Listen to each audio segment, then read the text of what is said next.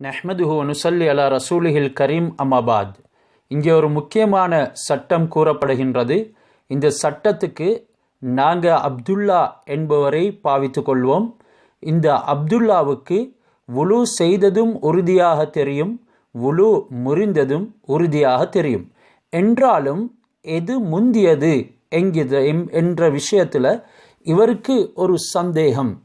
அப்துல்லா இந்த ரெண்டில் எது முந்தியது என்று தெரியாததின் காரணமாக, அதாவது அவர் வுலு செய்தது முந்தியதா அல்லது ஹதஸ் என்ற சிறு தொடக்கில் வுலு இல்லாமல் இருந்தது தான் முந்தியதா என்ற ஒரு சந்தேகம் வரக்கூடிய நேரத்தில் நாம் கவனிக்க வேண்டும், இந்த அப்துல்லாவுடைய வளமை எப்படி.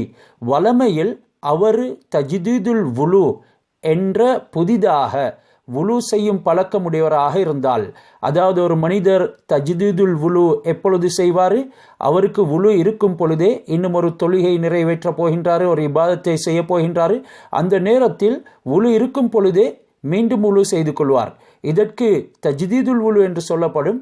இப்படி தஜ்தீதுல் வுலு செய்யும் வழக்கம் அப்துல்லாவுக்கு இருந்தால், அங்கே அவர் எது முந்தியது என்று சந்தேகத்தில் இருந்ததனால மீண்டும் வுலு செய்து கொள்வது அவருக்கு கட்டாயம்.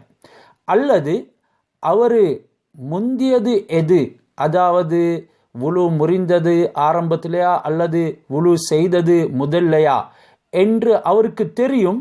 இந்த சந்தர்ப்பத்திலையும் இவருடைய வளமையை பார்க்க வேண்டும். வளமையில் தஜ்தீதுல் வுலு என்ற வுலு இருக்கும் பொழுதே அதனை புதுப்பிக்கக்கூடியவராக இருந்தால் அப்பொழுதும் இவர் வுலு செய்கிறது கட்டாயம். ரெண்டாவது விடயம்தான், இந்த அப்துல்லாவுடைய வளமையில் தஜ்தீதுல் வுலு செய்வது கிடையாது. அவர் இருக்கும் வுலுவோடையே அடுத்த தொழுகைக்கும் நுழையக்கூடியவராக இருப்பார் என்று இருந்தால், இந்த நேரம் இவருக்கு எது முந்தியது என்றது ஞாபகம் இல்லாத சந்தர்ப்பத்தில் இவரை நாம் வுலு உள்ளவர் என்றே முடிவு செய்திடுவோம். எனவே இந்த முறையில் வுலுவுடைய ஒரு ஆச்சரியமான விஷயம் இங்கே எடுத்து கூறப்பட்டிருக்கிறது. இந்த வுலு இல்லாத ஒருவருக்கு தொழுவது ஹராம் என்கிறதனை நாம் மறந்துவிடக்கூடாது. எனவே தொழுகைக்கு ஆக முக்கியமானது வுலு. ஏன் மிஃப்தாஹு ஸலாத்தி அல் வுது என்று ஹதீஸ் வந்திருக்கின்றது. இந்த அடிப்படையில் நாம் வுலுவை எப்பொழுதும் இபாதத்துகளுக்கு பாதுகாத்து கொள்ள வேண்டும். இபாதத்துடைய சந்தர்ப்பங்களில் அதனை செய்து கொள்ள வேண்டும். யாருக்கு வுலு இல்லையோ அவருக்கு சஜிதா திலாவத் செய்வதும் ஹராமாகிவிடும், சஜிதா ஷுக்குர் செய்வதும் ஹராமாகிவிடும். சஜிதா திலாவத் என்றால் நமக்கு தெரியும், சஜிதாவுடைய ஆயத்துகள் குர்ஆனிலே வரும். அந்த சந்தர்ப்பத்தில் நாம் சஜிதாவை செய்வோம். இந்த சஜிதாவை தொழுகைக்குள்ளேயும் செய்யலாம், தொழுகைக்கு வெளியிலையும் செய்யலாம். இதற்கு வுலு அவசியம் என்பதை மறந்துவிடக்கூடாது. அடுத்தது தான் சஜிதா ஷுக்குர்.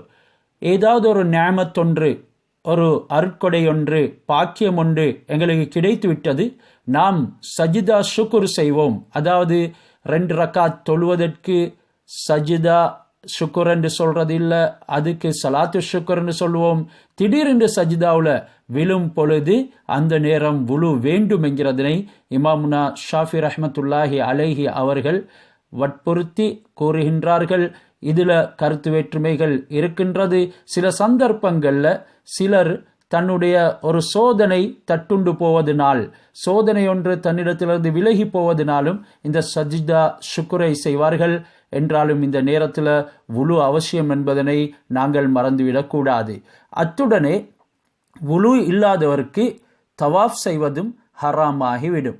எப்படி தொழுகைக்கு வுலு தேவையோ அதே போன்று தவாஃபுக்கும் வுலு தேவை. தொழுகையில் பேச முடியாது, தவாஃபில் பேச முடியும் என்றாலும் கூட வுலு இல்லாமல் தவாஃப் செய்யக்கூடாது, அது ஹராம். ஹம்லுல் முஸ்ஹஃப், அடுத்த விடயம்தான் முஸ்ஹஃப் என்ற குர்ஆனை சுமப்பது. இந்த குர்ஆனை சுமப்பதற்கும் நமக்கு வுலு தேவை. என்றாலும் கூட குர்ஆன் எங்கேயோ தண்ணீரில் வீழ்ந்து மூழ்க போகின்றது. இந்த நேரத்தில் நாம் குர்ஆனை காப்பாற்ற வேண்டும், பாதுகாக்க வேண்டும். இதை போன்ற சந்தர்ப்பங்களில் வுலு இல்லாமல் அந்த குர்ஆனை பாதுகாப்பதற்காக வேண்டி முயற்சியை செய்யலாம். அல்லது குர்ஆன் ஒரு நெருப்பில் விழுந்து எரிய போகின்றது, இந்த சந்தர்ப்பத்திலும் அவசரமாக நாம் போய் அதனை பாதுகாப்பதற்காக வேண்டி வுலு இல்லாமல் தொடலாம். அல்லது ஒரு காஃபிரிடத்திலே குர்ஆன் போகின்றது, இந்த சந்தர்ப்பத்திலேயும் நாம் அதனை தடுத்து கொள்வதற்கு வுலு இல்லாமல் அந்த குர்ஆனை தொடலாம் என்று எங்களுக்கு இமாம் ஷாஃபி ரஹ்மத்துல்லாஹி அலைஹி அவர்களுடைய ஃபிக்ஹ் கூறிக்கொண்டிருக்கின்றது.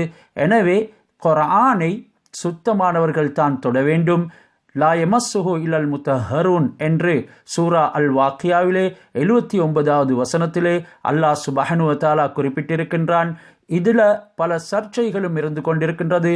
இன்று பலருடைய கருத்துக்கு இது உள்ளாக்கப்பட்டு மனோ இச்சையினுடைய கருத்துகளும் கூறப்படுகின்றது.